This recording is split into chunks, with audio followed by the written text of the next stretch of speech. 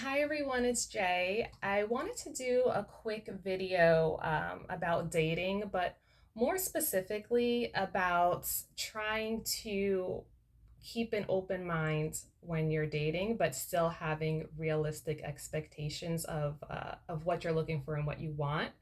So I got this idea just from thinking about past experiences and thinking about, friends and their situations and things like that. Um, One example I wanted to give is if you meet somebody and you have a conversation very early on about what you're looking for, the type of partner that you're looking for, and this other person is like the complete opposite, but you think that there's potential that they might change, or if you give them a little bit more time, they might change their mind. A lot of times that's just kind of unrealistic dating, and you're going to end up getting probably emotionally attached or just enjoying the company a lot of this person, and that's going to take away time that you could spend trying to meet someone who's more in line with what you're looking for. I can give you an example. There was somebody in the past that we spoke on the phone, we went on a date. Definitely everything that they were saying that they were looking for, I was not in the same headspace. But they wanted to continue to hang out, they wanted to continue to date, they wanted to work towards a relationship, and I pretty much had to tell them like I don't think that I'm the person for you. So as much as I was telling this person, I'm not, I don't agree with that. I'm probably not, going to do that and X, Y, and Z. They still wanted to continue to try to date me. And I think that that was an example of them having unrealistic expectations and also thinking that I could change or be persuaded to change. So when dating intentionally and looking for somebody who shares the same views or has the same goal in mind, you really need to have those conversations early on and don't let the topics that are important to you, don't let those kind of get swept under the rug, or don't let the person try to almost gaslight you into thinking that those things aren't really what you want. And what I mean by that is, let's say you're somebody who really wants to get married. If you're going on a date with someone and they want to try to tell you, well, what is the point of that? What's the point of marriage? It's just a piece of paper. It doesn't mean anything. I would be loyal to you. We'd live together. Everything would be just like a marriage, but it would just be a piece of paper. Don't let that kind of thinking change what you want. So if you know that it's not just a piece of paper, and we all know it's not just a piece of paper, it has legal ramifications if you divorce, unfortunately, or things like that. So it's not just a piece of paper, and don't let someone make you change your whole belief system after one, two dates with the person. Also, if you are somebody who doesn't want kids, be upfront about that. There is nothing wrong with that. Whether you're a male or a female, if that's not something that you see in your future and you know for sure, tell the person up front. It's not fair to make either person wait and think that something like that is an option if it's really not. So I think some of these heavier or bigger topics people like to dance around, or they don't want to bring this up on a first date and they don't want to talk about this too soon. I think nowadays a lot of people are realizing that um, you know life is short. You really shouldn't push things off, like conversations like this, because you're going to invest a lot of time, a lot of energy, finances. You're going to invest a lot into somebody, and you're going to realize a couple months in or a couple years in that they're not on the same page as you. So when I say being intentional with dating, I don't just mean as soon as you meet the person, what are you looking for? What do you want? Like, you don't want to interrogate somebody, but you want to talk about what you want with intentions. So if you meet someone and they want to take you on a date, or you guys are considering going on dates, you say, I think that this is a great time to get to know each other. It's nice, you appreciate them taking you out. And you can also just say, well, what are your intentions? What are you looking for? And they might dance around the topic, which is red flag. But if they just come right out and tell you, usually they'll follow up with, and what are you looking for? And then you can just go ahead and say, I'm looking for someone that I can build a future with. For me, that looks like marriage. For me, that looks like children. For me, that looks like, no children. For me, that looks like a lifelong partnership without, like, just whatever it is that you're looking for. It doesn't have to be a lot of pressure when you have this conversation. You just say what you're looking for you. Doesn't mean that the person in front of you is going to be required to meet all those expectations, but you're just letting them know, like, this is what I'm looking for.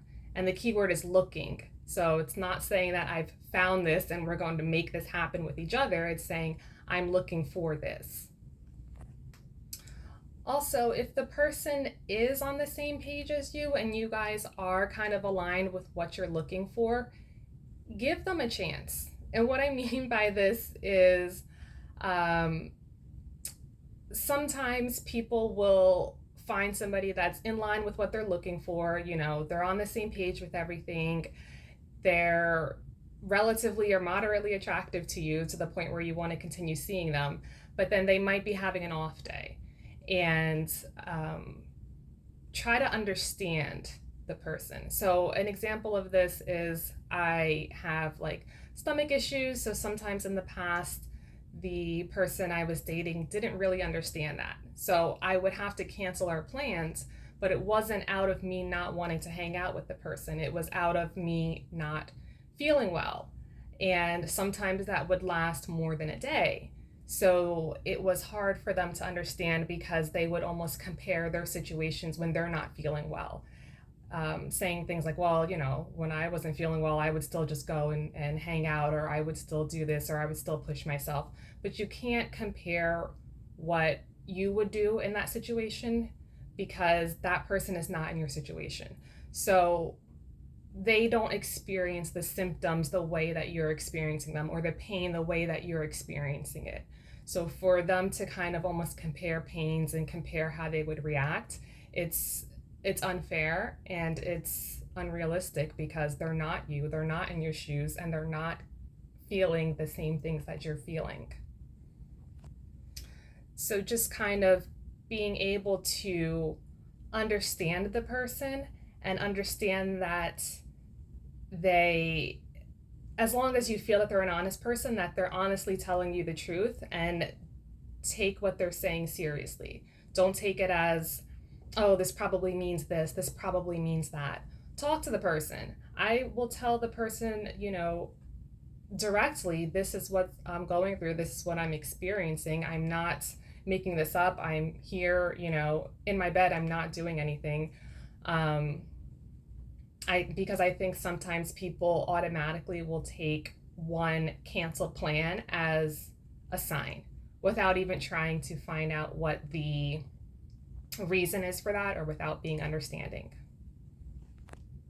And then also another point with trying to date with intentions, if you're not somebody who likes to, let's say, go out to the club, and you happen to be at a club one time, maybe you go with a group of friends and you meet somebody there. Once you talk to that person and you get to know them, just let them know, hey, look, this isn't really my scene. I'm here for a friend. I'm here for an event. Because sometimes how people meet you, or the environment that they meet you in, is how they think that you are, or what they think that you're into. They think, okay, this person likes to go out, they like to party, they like to drink, and that might not be you at all. That just might be you that night. So I think setting realistic expectations of what you're actually into, what your hobbies are, where you usually hang out, if you usually hang out, if you're more of a homebody, just being upfront and saying these things will let people know if they could see, similar interests. So if I met somebody and I'm at a winery But let's say I'm only there for an event, and let's say that I don't drink, and this person likes to come to the winery every weekend. I would, by the way, I do drink, so it's not a problem, but I'm just trying to give an example. I would tell them, this is not really my scene. So I prefer doing these activities, or I prefer, just going here or going there, and let them decide if that's something that they're interested in. So having similar hobbies, similar things that you're interested in is also important, and I think we kind of try to downplay this sometimes in the beginning, but really what people do on a weekly basis, what people do on the weekends, what people do with most of their time is usually what they want to continue to do. Sometimes I see like extroverts and introverts get into a relationship, and I think that maybe there's some kind of thought in, let's say, the extrovert's mind that he can change the person. So let's say the extrovert, he likes to go out, he likes to party, he likes to have fun a lot, and the introvert maybe doesn't want to do that so much. Trying to change the person's personality is not going to end well. So knowing what each person likes to do. Now, yeah, granted, the introvert might do things that the extrovert wants to do, but it might not be enjoyable. And then you're going to start seeing some resentment. Like every weekend we have to go to a party, every weekend we have to go to a club, every weekend we have to go to an event. And it's like, I'm doing these things for you, but they're not actually things that I enjoy. But then if the extrovert was told to stay home, he might get very bored. Like, okay, every weekend we're home watching a movie, every weekend we're home making dinner. This is boring. This is not what I want to do. A lot of times in the beginning, that you both have two different personalities, two different ideas of fun, two different ideas of how you want to spend your weekend, but you continue to try to see if things can work.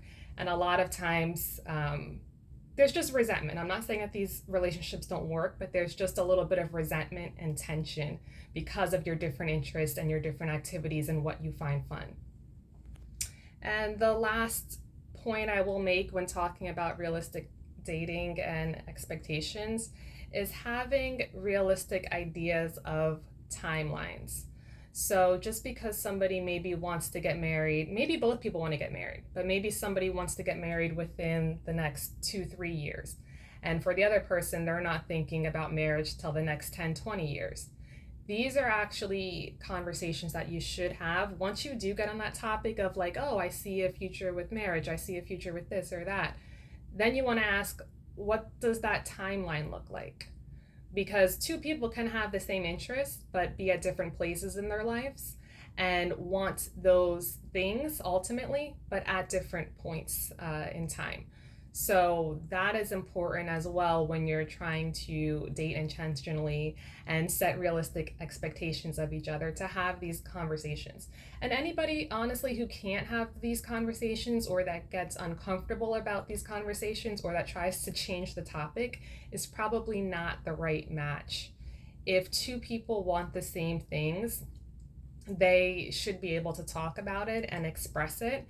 And if you see that somebody does not want the same things as you, if you're just dating for fun and you want to go out and have a good time, that's one thing. But if you're dating intentionally for a certain end result or a certain goal, these are things that you really need to consider.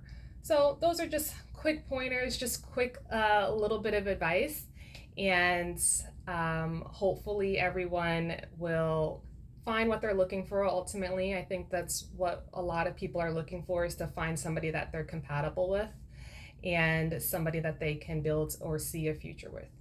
But thanks everyone. Like, comment, subscribe. Take care.